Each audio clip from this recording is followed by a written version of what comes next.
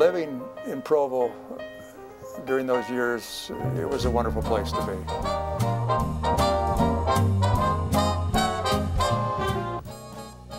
I go to Provo occasionally, and there's still people walking up and down. There's still a lot of nice stores, but it isn't like it was then.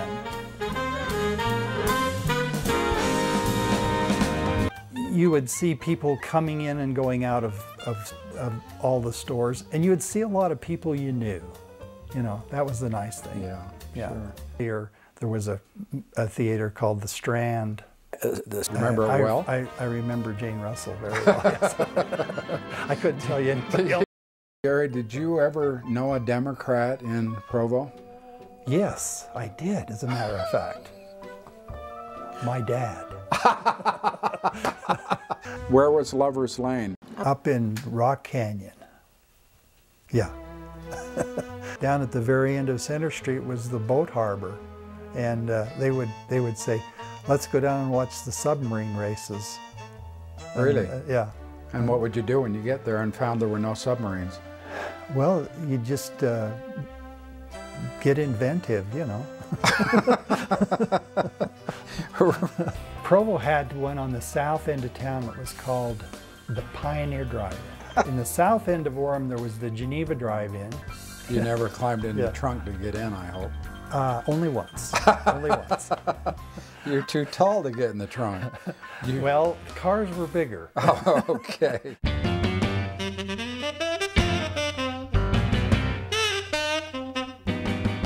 Yeah, well, we'd race from light to light.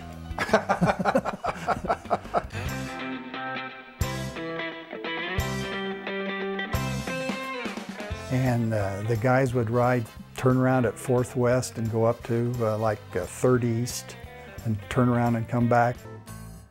The old Provo High School took up almost the whole block except the part that faced onto Center Street, and there were stores on that. We had these wonderful high school dances back then. And I'm sure kids still do, and it's you know, it's just the time you're in. But it just seems so great because we would always have bands at these high school dances, live bands, you know. Were they good athletically? They were very good athletes. Had some great basketball, great football teams through the years. We took state in 1956. Provo High? Provo High in basketball. Yeah. We beat Jordan and East High and somebody else. But we were the state champions that year. The last team they beat to win was Jordan High School. Really? Yeah, and I'll never forget. We were driving home and we decided to stop at a place called Curly Fries that was across from Jordan High School. And we had on our green jackets and we almost got creamed. These guys were really mad at it. I'll tell you what was neat was in the old school we used to, at lunchtime, everybody would sit out on the stairs and then the guys would drag back and forth because the street was right in front of it and check out the girls, and the girls were sitting on the porch or on the steps of the high school checking out the guys. We were the first graduating class out of the new high school. Class of 57. Class of 57.